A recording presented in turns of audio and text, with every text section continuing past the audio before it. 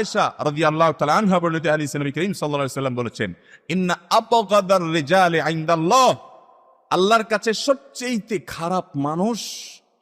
খারাপ মানুষ হলো আল আলাদুল খাসিব। কে?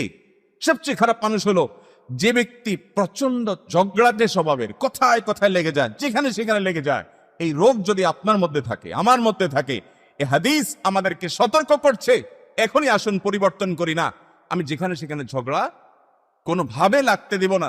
আমি নিজেকে নিয়ন্ত্রণ করব, আত্মশাসন করব, আত্মনিয়ন্ত্রণ করব। আমি ভালো হওয়ার চেষ্টা করা যাবে না ইনশাআল্লাহ?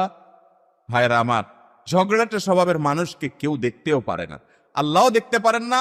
আল্লাহর কাছে আবগাদুর রিজাল, সবচেয়ে খারাপ মানুষ শুধু আল্লাহর কাছে খারাপ মানুষ হয় না, বান্দার কাছেও খারাপ মানুষ হয়। কেউ হয়তো বলে না আপনারে, পেছনে পেছনে সবাই জানে লোকটা ফালতু কিসিমের মানুষ, শুধু ঝগড়া ঝাঁটিয়া তর্ক বিতর্ক ছাড়া তার কাছে আর কিচ্ছু নাই।